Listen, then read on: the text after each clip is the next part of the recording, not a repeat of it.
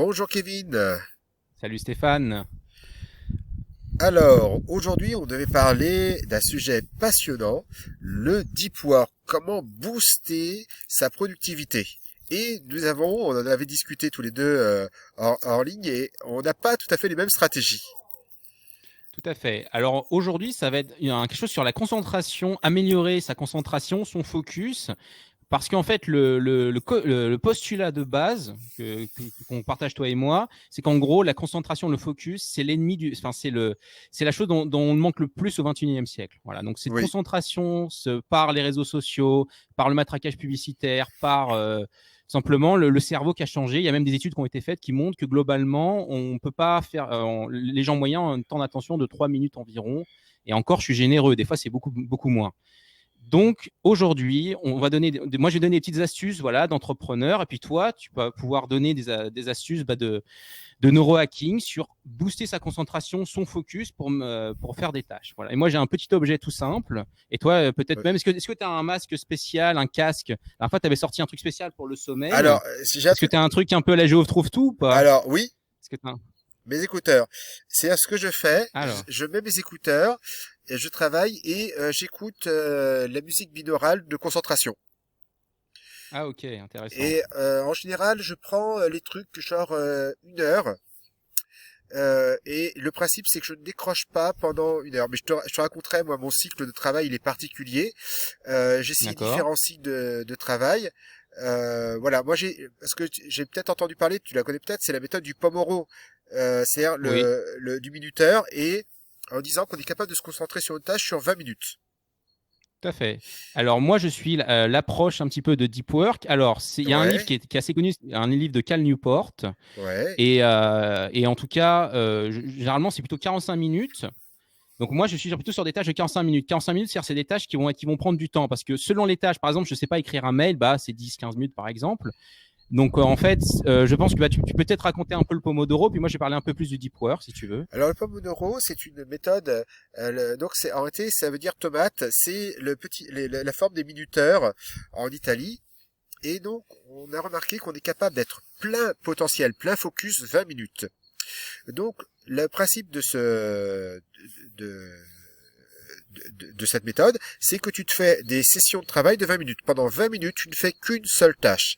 Alors, il faut savoir une chose, c'est très valoriser le multitâche. Le multitâche est contre-productif.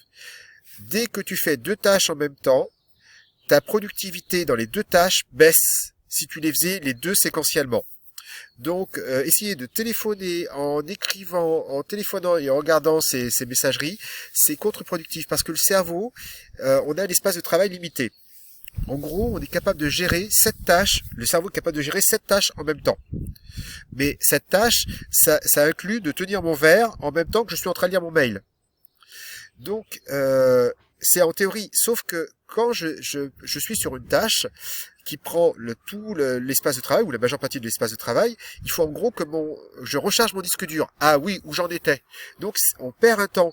Et quand je fais ça, et puis 30 secondes après ou 1 minute après, je suis sur une autre tâche qui peut être même regarder mes réseaux. Ah oui, au fait, qu'est-ce que j'avais dit à Gertrude euh, et puis voilà, donc tu es obligé de réfléchir. Puis quand tu as fini de répondre à Gertrude, ah oui, alors où j'en étais? Ah non, ça je l'ai déjà écrit. Tu vois, donc tu peux perdre beaucoup de temps en zappant d'une tâche à une autre. Donc l'idée c'est que pendant 20 minutes, tu ne fais qu'une seule tâche et qu'ensuite tu fais une pause de 5 minutes pour respirer, pour te rafraîchir l'esprit et tu passes à une autre tâche que tu fais en mode hyper focus. Alors c'est une stratégie, moi je l'ai testé, je sais pas si toi tu l'as testé et je l'ai pas aimé. On arrivera enfin Ah ouais. chacun a notre méthode, mais moi j'ai pas aimé ce truc hyper focus 20 minutes, c'est pas ma façon de travailler efficace. Elle pourrait être pour rédiger des mails par exemple. Tu sais, un truc où il n'y a pas besoin de réflexion. Mhm. J'ouvre un mail, quelle est la question de ce mail, en combien de temps je peux répondre à ce mail, plap, plap, plap, j'ai répondu, paf, mail suivant. Voilà, ça je fais ça, j'ai une série de mails pour mes réclamations. Et donc, effectivement, là, je travaille comme ça. Je peux travailler 20 minutes, je ne fais rien d'autre que ça, et j'abats très très vite mes tâches. Mais là, parce que c'est des tâches qui n'ont très peu d'intelligence. Mais pour les tâches qui, pour moi, me demandent beaucoup d'intelligence, j'ai besoin de me remettre dans le contexte, de voir une vision globale avant de commencer à agir. Et toi, est-ce que tu as testé le Pomodoro, Kevin? Alors, en fait, moi, pour te dire, j'ai toujours été un peu un autodidacte. C'est-à-dire que j'ai lu des choses. Donc, le livre de Cal Newport, je ne l'ai pas lu. Je l'avais feuilleté. Tu sais, sur Amazon, tu peux lire, tu peux feuilleter des livres. Globalement, j'utilise cette astuce d'entrepreneur. Puis moi, j'en suis venu en fait à 45 minutes. Alors, 45 minutes, généralement, en fait, le temps, la durée. Moi, j'ai remarqué globalement que j'ai du mal. Attends, je te voyais plus, c'est pas grave. J'ai du mal à me concentrer. Je mets du temps des fois à me concentrer. Moi, il faut des fois 5 minutes, on va dire, pour vraiment avoir le cerveau qui commence à être irrigué, à être concentré. Donc, personnellement, 45 minutes, je le fais pour des tâches. Par exemple, ça peut être pour écrire un article. Par exemple, je le fais en plusieurs tâches. Mais déjà, ce qu'on n'a pas expliqué, c'est pourquoi il est important, je pense, de se concentrer sur une seule tâche. Parce que effectivement, on est une époque du multitâche. Et d'ailleurs, on entend souvent un truc rigolo, tu sais, qui est que les femmes peuvent faire du multitâche et les hommes pas du tout. Et en réalité, ce que les études ont montré, c'est que les femmes sont pas non plus bonnes en multitâche, en fait. Je sais pas Oui. si tu as des études sur le sujet. Moi, j'ai vu ça, c'est assez Non, drôle. j'ai pas regardé ça, mais de toute façon, moi, ce que j'ai regardé, c'est en termes de productivité. Dès que tu Oui, fais deux choses en même temps, tu fais ça, tu prends plus de temps. Chaque tâche prend plus de temps. c'est ça. Et même la musique, je sais pas pour toi, des fois le matin, je commence par un peu de musique, mais même écouter de la musique et écrire, bah finalement, en fait, le cerveau, effectivement, on est bon pour du monotache. Ah oui, tout à fait. Euh, Je ne mets jamais de voilà. musique où il y a des paroles en français ou en anglais, parce que mon cerveau, il va commencer à traduire, et ensuite je vais être emporté par les paroles. Non, c'est vrai, j'utilise vraiment que de la musique. Enfin, pour moi, la musique me permet de bien me concentrer, mais il faut que ce soit de la Mhm. musique sans paroles. Je pense qu'il y a un truc qui est intéressant de dire parce que il y a une différence, par exemple, par exemple, nous, on écrit des articles, par exemple, Oui, je sais pas, préparer une vidéo, ça peut être, par exemple, vous écrire, je sais pas, un rapport, par exemple, vous avez un rapport à faire sous PowerPoint, par exemple, pour le travail. Et par exemple, répondre à des mails. Répondre à des mails n'a pas forcément besoin d'une concentration des fois énorme. Tu vois, ça dépend du oui, mail. C'est aussi adapté. Des fois, on peut écouter un peu de musique. Si par exemple, tu fais un truc un peu léger, tu vois, je sais pas, tu fais de la veille, par exemple, tu vas sur Google, tu fais de la recherche. T'as pas forcément besoin d'avoir une attention incroyable. Il y a aussi un truc qui est pas mal. C'est, je pense que tu pourras en parler toi. Tu sais, quand on est assis là, par exemple, toi et moi, on est assis là. oui, Et en fait, il y a un problème de circulation de l'énergie, notamment du liquide céphalorachidien, tu sais, le liquide. oui, Et en fait, quand on est assis, on bloque l'énergie, tu vois, on bloque d'une certaine façon. Et en fait, une astuce qui est simple, c'est que par exemple, moi, je fais souvent des sessions de 45 minutes. Par exemple, j'ai un joli petit minuteur comme ça. Ça, vous ouais. trouvez ça, j'avais acheté ça à Emma, tu vois. Et en fait, et donc je le mets sur 45 minutes. Et une fois que c'est fini, bah, j'essaye de me lever. Et le fait de se relever, ça réactive, tu sais, la lymphe, le liquide céphalorachidien, et on a de l'énergie. Oui, Est-ce que tu ouais, moi je le fais peux aussi. l'expliquer? Alors oui, tout à fait. Le cerveau consomme 20% de notre énergie, mais cette énergie arrive par le sang, et donc sous Mhm. forme d'oxygène et de sucre. Enfin, de glucose, grosso modo, hein, ça pourrait être des corps cétoniques, mais on va pas chipoter. Et on s'est aperçu, on a fait des tests sur des étudiants, et on leur a demandé, c'était de faire un test de mémorisation. Et donc les premiers faisaient les tests de mémorisation, et les autres faisaient un exercice hyper intense avant de faire la mémorisation. Ceux qui faisaient l'exercice hyper intense mémorisaient plus et plus longtemps les informations. Pourquoi? Parce que si ton cerveau est bien irrigué, tous tes neurones fonctionnent dans l'état optimal. Si tu es actif, ton cerveau reste enfin est mal irrigué, donc fonctionne moins bien. Donc le fait de bouger, effectivement, aide le cerveau à être mieux irrigué et donc à mieux fonctionner. C'est aussi simple que ça. C'est-à-dire que quand tu bouges pas, ton cœur bat lentement, donc il y a moins de sang qui arrive, tu respires moins fort, donc il y a moins d'oxygène qui arrive, donc ton cerveau, il passe comme le reste de ton corps en mode veille. C'est-à-dire que tu peux pas avoir le cerveau qui passe en mode turbo et le reste du corps qui est en veille. L'être humain avait été conçu pour fonctionner d'un seul bloc. C'est-à-dire que quand j'avais un lion, mon corps se mettait en mode turbo, mon cerveau se mettait en mode turbo pour trouver la solution. Mais quand Oui. j'étais en mode repos, eh bien, à la fois physiquement et mentalement, j'étais en repos. Donc, en général, notre cerveau et notre corps ont le même rythme. Donc, si mon rythme physique, il est passif, eh bien, mon cerveau passe en mode passif, donc il est moins performant. Et il y a plusieurs études qui montrent qu'il y a un rapport entre le niveau d'activité physique et les performances intellectuelles. Il y a eu une grande étude faite chez les fonctionnaires anglais notamment, et qui montrait que c'était incroyable la cohérence entre les performances intellectuelles et le niveau d'activité physique. Donc le Mhm. sport rend plus intelligent. Voilà, il suffit Voilà. de voir les gens qui font de la musculation ou du football. Non Ça mais fait penser c'est juste à que sans ils étaient ouais. moins bien. Bien sûr, et ça peut être par exemple se lever, par exemple faire quelques petits étirements. Par exemple, moi, tu sais, moi, je suis un grand fan de Christophe Cario, qui a fait un Oui, excellent bouquin, et j'espère un jour, j'aimerais bien qu'on l'invite d'ailleurs, qui a fait un excellent livre qui s'appelle Un corps sans douleur, et dedans, il donne des petits exercices justement à faire au boulot, par exemple, des exercices, tu sais, de mobilisation articulaire, des petits stretching, et ça permet effectivement d'activer l'énergie, et voilà, donc c'est des petits trucs très simples, d'une minute, 2 minutes, petits voilà. exercices comme ça à faire. En plus, il y a un truc qui est super intéressant. Alors moi aussi, j'ai la pratique, c'est que quand j'ai fini une session, je me lève, je Mhm. vais faire quelque chose et je reviens. Parce que tu comprends bien que pour toi, tu dis faire mon rapport financier annuel et regarder des vidéos sur YouTube, c'est pas la même chose. Mais Mhm. pour ton cerveau, c'est la même chose. Et ce qui fait que quand tu as passé ton temps de travail sur l'ordinateur à faire ton rapport, et que tu restes 5 minutes ou 10 minutes, ou 15 minutes, ou 30 minutes, ou 45 minutes sur YouTube, parce que ça c'est un petit piège, eh bien pour ton cerveau ce n'est pas du repos. Parce que pour lui, tu es en train de faire la même activité. Il faut que ce soit une activité complètement différente. Donc, en gros, si tu es en train de faire une activité physique, il faudrait que tu s'assoies et lises un livre. Et là, au contraire, ce que tu fais, c'est parfait. Te lever, bouger, ça fait circuler le sang. Mais ton cerveau passe vraiment à une autre activité. Donc, ça permet de refroidir, en quelque sorte de refroidir, de se réinitialiser pour recommencer la prochaine session de travail plus efficacement. Ouais, donc ça prouve bien, par exemple, que les sessions, par exemple, de 45 minutes qu'on chronomètre, par exemple, sont plus efficaces qu'une grande session d'une heure, 1h30. Parce qu'en fait, ce qui se passe, c'est que quand on fait une session d'une heure 30, à un moment, tu sais, on est avachi comme ça, là. Oui, On se met, moi, des fois même, je vais mettre mon pied, tu sais, tu mets tes pieds sur ton bureau. C'est pas vraiment plus productif. Productif, c'est par exemple, on n'est jamais aussi productif que quand on a un partiel tu sais, où on doit travailler, tu sais, en 1h30, en espèce ou 2 heures, tu sais, où tu carbures à fond finalement. Donc le temps, la concentration, t'es jamais aussi concentré que pendant un contrôle, hein, finalement. voilà, c'est une activité hyper permanente. Alors moi, je m'aperçois que mes cycles, ils sont plutôt plus longs que les tiens, ils sont plutôt d'1h30. Mais pourquoi? Parce que moi, je Ouais, fais de l'écriture et souvent, je dois acquérir le problème, donc je suis pas encore en pleine activité. C'est le temps, pour moi, je me suis aperçu que les bons cycles, c'est plutôt 1h30.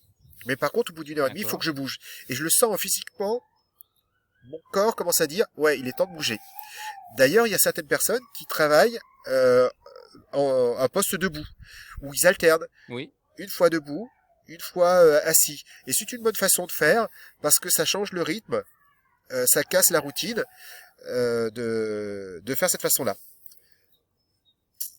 justement, je voulais t'en parler de ça, de la station Ouais, debout. Tu sais, ils font des bureaux spéciaux, effectivement, qui s'adaptent. Enfin, des bureaux d'ailleurs spéciaux, j'ai dit spécial, grosse faute de français. Donc, des bureaux tu sais, qui s'adaptent à, tu vois, au ouais. niveau. Donc, voilà, qui peuvent pour être à la fois assis et des fois debout. Et il paraît que c'est bien de varier selon l'activité, et notamment la journée. Je crois que la journée, tu peux commencer au début de journée debout, puis au fur et à mesure, tu sais, tu t'assis, par exemple, tu t'assois. Voilà. Alors, Tu as testé ça, toi, justement. j'avoue, je l'ai pas expérimenté. Par contre, il y a une chose que tu viens de dire qui est hyper importante, c'est que pour la plupart d'entre nous, notre shoot d'énergie, il est plutôt le matin. Et c'est normal, hein, c'est le Mhm. fonctionnement naturel.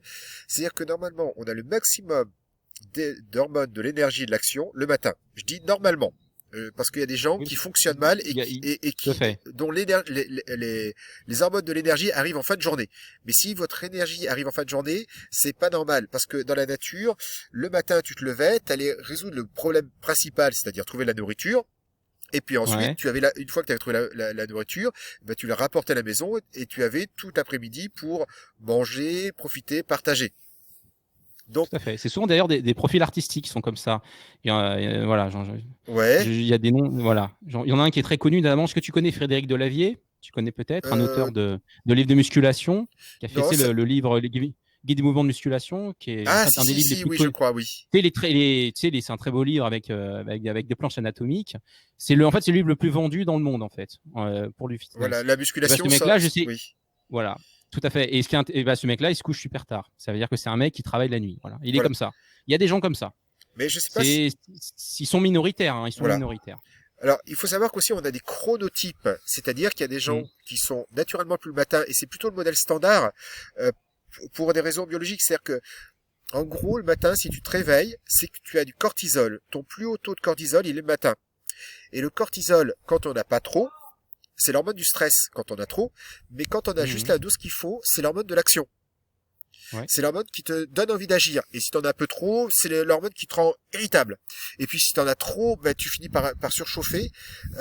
Mais normalement, le matin, tu en as beaucoup. Et puis petit à petit, ça diminue dans la journée. Et la même chose pour la dopamine. Donc en gros, notre système biologique, il est fait pour donner beaucoup d'énergie le matin et moins d'énergie le soir. Par contre, si je suis en mode épuisement, moi j'ai connu ça lors de mon burn-in, eh bien j'avais plus pas d'énergie, j'étais zombie pendant toute la journée et mon énergie arrivait en fin de journée. Ouais. Et je me rappelle même à un moment avoir eu un shoot de cortisol, c'était assez amusant. C'était donc j'étais zombie déjà pas mal de temps, donc j'étais dans l'épuisement, puis à un moment mon corps il arrive à sortir un shoot de cortisol et là je me dis putain, j'ai une patate d'enfer. Et j'étais conscient que c'était pas normal. Donc, tu vois, j'avais la niaque, l'énergie, mais en même temps, une partie de mon cerveau dit, il y a quelque chose qui bug. Mais en même temps, sur ce moment-là, ça m'a permis de faire face à ce que j'avais. Sauf que, comme je me suis pas reposé après, j'ai continué tranquillement à m'enfoncer dans le burn-in. Et le savoir que le burn-in, c'est le pré-burn-out, dans lequel beaucoup de personnes s'installent. C'est-à-dire, c'est une période où, grosso modo, notre productivité, elle diminue de moitié. Les personnes en burn-in sont faciles à reconnaître, c'est ceux qui augmentent leur temps de travail, qui font des heures supplémentaires. Simplement, ce qui sont 2 fois moins performants. Alors, c'est une côte mal taillée, mais 50%, ça fait comme une grosse côte. Mais c'était vraiment mon cas. J'étais 2 fois moins performant que d'habitude. Donc, je faisais 1 ou 2 heures supplémentaires, mais je pouvais pas rattraper une demi-journée d'improductivité. Et puis, à la fin, je suis rentré complètement dans le vrai burn-out.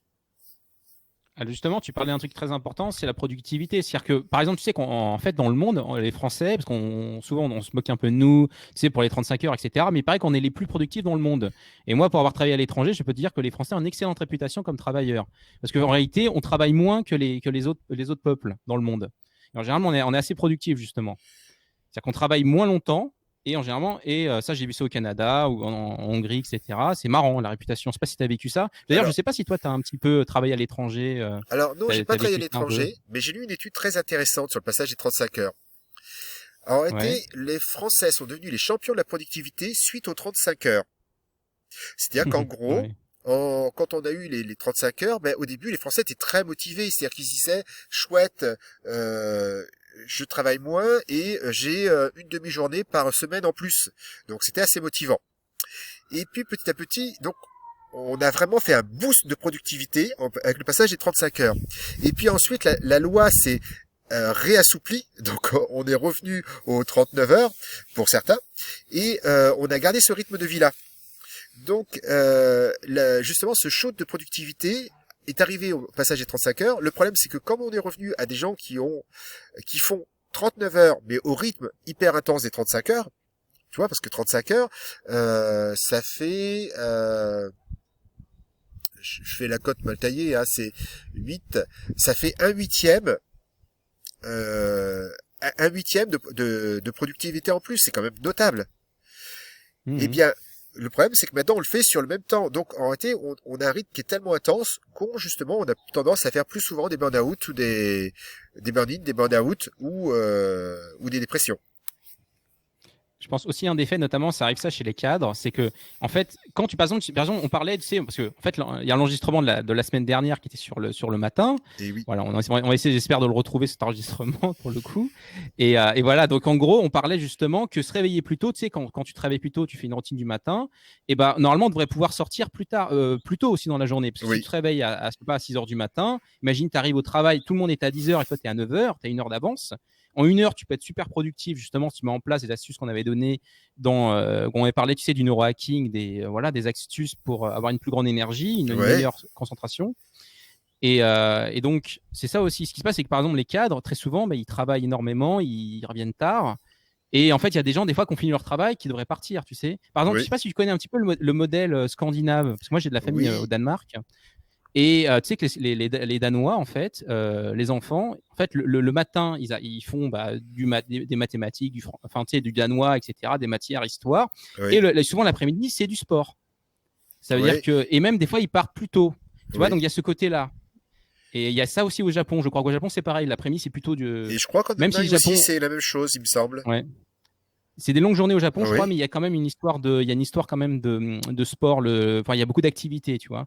Donc finalement, nous en France, nos enfants, ils font beaucoup d'heures, ils finissent tard. Et voilà. Donc d'ailleurs l'après-midi, on a après le repas du midi, tu sais qu'on a souvent une fatigue, on n'a pas trop Oui, d'énergie.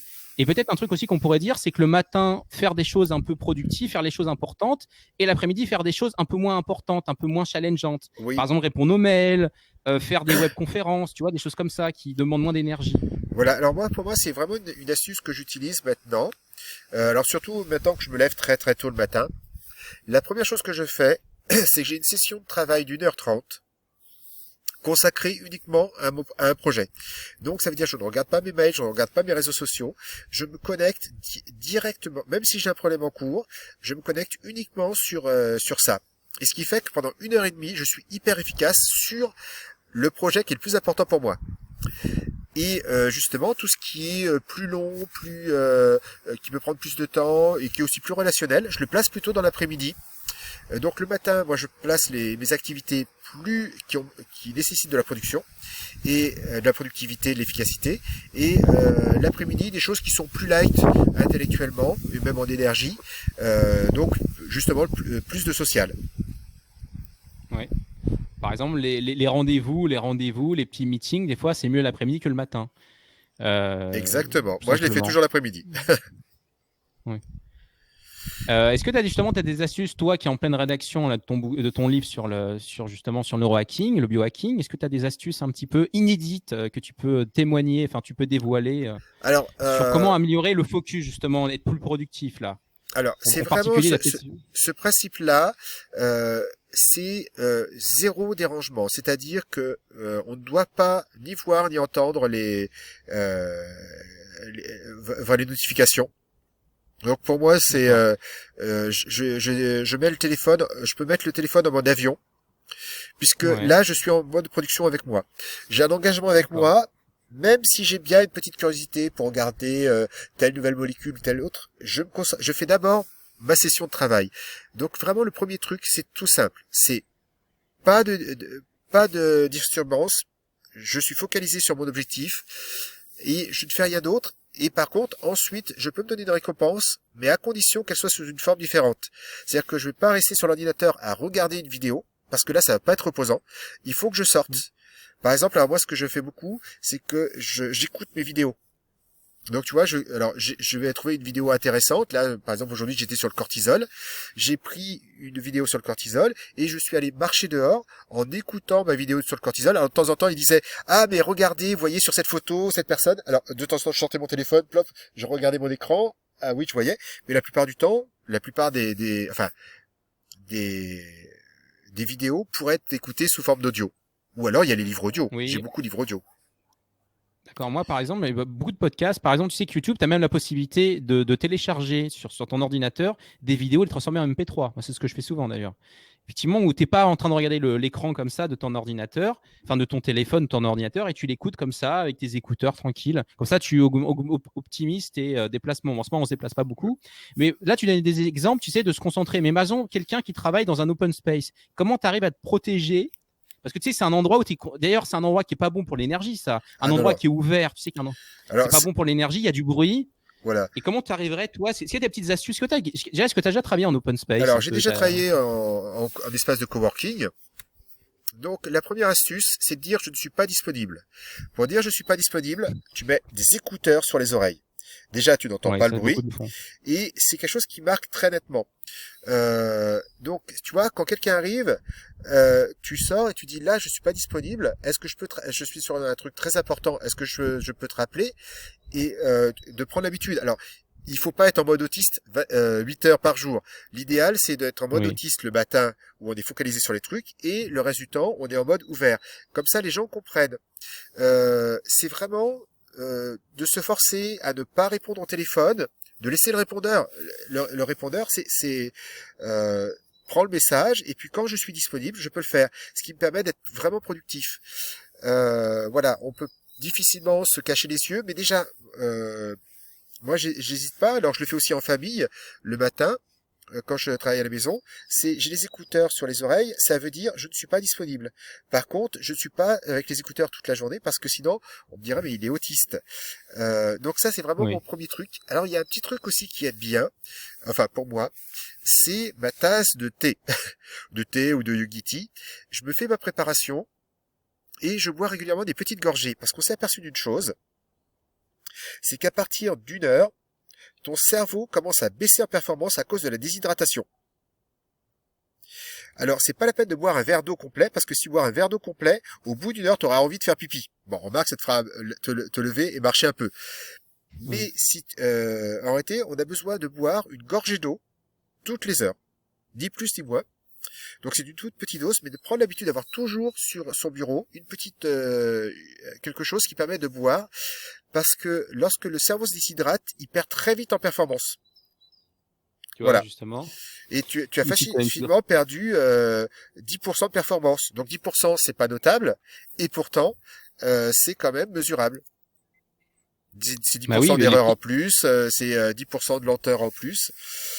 Voilà. c'est les petites choses qui sont répétées, tu sais, c'est des petites choses qui sont répétées, voilà, qui font des résultats, tout simplement. Voilà. C'est comme l'image, tu sais, imagine des petites gouttes d'eau mais imagine, t'as un pot et puis t'as l'eau, t'as des petites gouttes d'eau, en fait. Et au bout d'un moment, bah, les petites gouttes d'eau, ça remplit un pot, voilà. Et ça prend du temps. C'est des petites actions au quotidien. Ouais, c'est intéressant. Donc t'as évolué dans les open space, tu t'es retrouvé donc à te protéger.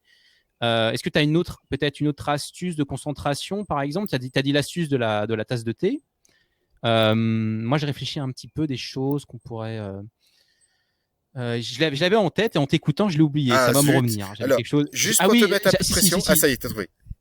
Ouais, ouais. Dis-moi. Et, parce qu'on Dis-moi est déjà à 26 minutes, donc on avait D'accord, il nous reste décidé 4 de faire. minutes. Oui. Alors, c'est ça. Alors, moi, j'ai une petite astuce que je connais quelqu'un qui le faisait. Alors, imaginons, ça marche pas mal pour les gens qui sont commerciaux, par exemple. C'est par exemple, vous faites des faux rendez-vous. Donc, quelqu'un qui faisait ça, c'est un mec malin. C'est-à-dire que des fois, il se faisait des faux rendez-vous une fois par semaine. Alors ça, c'est le mode Darkside, hein, c'est le mode Jedi, tu vois, Jedi de la nuit. Genre, en gros, Ouais. tu te fais des faux rendez-vous et en gros, ça lui permettait d'avoir comme ça 1 heure par semaine où il pouvait se concentrer. Ou par exemple, il faisait un vrai rendez-vous, agent client. Sauf que bah, le rendez-vous, par exemple, je sais pas, le rendez-vous durait 1 heure, il se donnait une demi-heure en plus. Tu vois ce que je veux Oui. dire? Donc c'est quelqu'un qui était un peu malin, qui se faisait. Alors, Voilà, c'est un c'est dernier une point astuce. qui est très Ça, important sur les gens très productifs. Il y en a plusieurs qui le parlent de cette méthode. C'est d'avoir toutes les semaines un temps de réflexion générale. C'est-à-dire que c'est un temps qui fait partie de ton temps productif, c'est-à-dire le temps où tu es plus efficace, mais où tu fais un petit bilan, tu dis bah voilà, là où j'en suis, voilà où j'en suis dans mon projet. C'est un temps de recul, parce que si on est tout le temps en réaction, on oublie d'aller dans la direction qui est importante pour nous. Et donc on ne fait que réagir au problème, et on devient productif, parce que quand tu réagis au problème, en réalité tu traites les problèmes qui sont urgents mais pas importants, et tu oublies de traiter les problèmes qui sont pas urgents mais importants, qui sont en général tes projets. Et pour l'avancer, tu es obligé de faire tous les jours un petit peu. Enfin, c'est la meilleure façon de faire. C'est-à-dire que les choses, on a souvent tendance à aller vers l'urgence, mais on oublie l'importance. Et donc des fois, on dépense du temps à faire des choses qui sont urgentes, mais qui auraient été, même si on les faisait pas, ça aurait été pas un gros problème. C'était pas déjà arrivé de voir que t'as pas fait un truc 2-3 jours, et puis au bout de 3 jours, c'est même plus la peine de le faire. Eh bien, ça, c'est des trucs qui sont typiquement urgents, mais pas importants. Du genre répondre à quelqu'un, puis au bout de 3 jours, tu te dis, bah, je vais pas lui répondre. Tu lui réponds pas, et il se passe absolument rien. Ça me fait penser à un carnet que je t'ai passé d'ailleurs. Enfin, un carnet, Oui, donc voilà. ce qu'on est en train de voir tous les deux, oui. Tout à fait, on pourra le mettre en place. Bah écoute, moi je te propose, effectivement, on s'est dit qu'aujourd'hui on ferait 30 minutes, donc nous-mêmes on essaye d'être productifs, dire un maximum d'informations à un temps donné. Alors déjà, est-ce que tu quelque chose à ajouter de plus de ce qu'on a dit? Non, moi c'est vraiment moi je pense de mettre en routine, alors de profiter de l'espace du matin, qui est vraiment le moment, d'avoir des espaces de productivité où vraiment on ne fait que un truc, et si possible de commencer la journée par faire le truc qui est important pour nous, pour se dire que, tu vois, moi il y a des journées, si je n'arrivais pas, et puis il y a beaucoup de jours où j'arrive pas à faire tout ce que je veux, mais comme je commence toujours par faire les trucs les plus importants pour moi, donc pour moi c'est le livre, eh bien j'avance toujours dans mon livre. Donc même les journées où j'ai eu plein de problèmes, que dernièrement j'ai eu des problèmes assez déments avec voilà, j'ai un problème avec un gendarme à propos de ma voiture. Mais c'est kafkaïen. Mais c'est pas grave parce que le matin je me lève, je sais que j'ai ça en tête, mais la première chose que je fais au moins une demi-heure à 1 heure et demie de mon livre, et ensuite je vais regarder les mails, ou les messages pour voir comment ça réagit, comment ça a avancé. Et là, ça permet vraiment d'être productif, d'avoir la routine, d'avoir le courage de dire non, je ne suis pas disponible pour l'instant, mais revenez cet après-midi, et de consacrer des temps à la productivité pour nous, enfin des temps pour nous, des temps à la productivité et des temps sociaux. S'ils sont bien identifiés clairement, eh bien petit à petit les gens prennent l'habitude de venir au temps social et de nous laisser quand on est au moment de productivité. Voilà mes astuces. D'accord. Bah, écoute, je crois qu'on a dit l'essentiel. Bah, écoute, moi, je vois pas grand-chose d'autre à ajouter. La semaine prochaine, on a pensé, je pense, on voulait justement parler de la routine du sommeil et le rituel du soir. Oui, Parce que c'est important, parce que en fait, de toute façon, l'objectif, en fait, c'est de donner des cas dans la journée. Donc, c'est pour ça, fragmenter sa journée, même pendant la quarantaine. Et le soir, je sais que toi, tu as beaucoup d'astuces pour mieux dormir le soir, ouais. préparer un peu. Je suis devenu Puis très très routinier, mais en réalité, je me suis aperçu à quel point, on en parlera la semaine Mhm. prochaine, à quel point la routine booste notre productivité. Car quand tu es en routine, tu n'es pas en train de réfléchir à ce que tu dois faire. Alors, il peut y Oui. avoir dans le temps de routine des temps de production et des temps de créativité, mais en réalité, si tu sais que le matin, tu travailles sur ton projet, et donc là, tu avances toujours, l'après-midi, tu es sur le social, et puis le soir, quand tu as tes petites routines, elles vont t'aider à mieux partir dans le sommeil, mais c'est juste incroyable. Je fais plein de mesures actuellement avec le bandeau que je t'avais montré la dernière fois, et c'est incroyable à quel point, quand je suis dans mes routines, je dors bien et récupérateur. Mais dès que je fais un écart, c'est juste monstrueux. Mon cerveau, il comprend pas ce qui se passe. Donc, au moment où je vais au lit, il n'est pas optimisé pour le sommeil. Et donc, ma nuit n'est pas optimisée. Voilà. Mais on Super. en parlera la semaine prochaine. Super. Voilà, bah Stéphane, bonne journée à toi et salut à tous. Et donc, on vous dit à la semaine prochaine, mercredi, 16h. Merci. À bientôt, Kevin. Ciao. À bientôt. Ciao, Ciao, ciao. ciao. Bye bye. Bye bye. À très bientôt. Hop. Alors.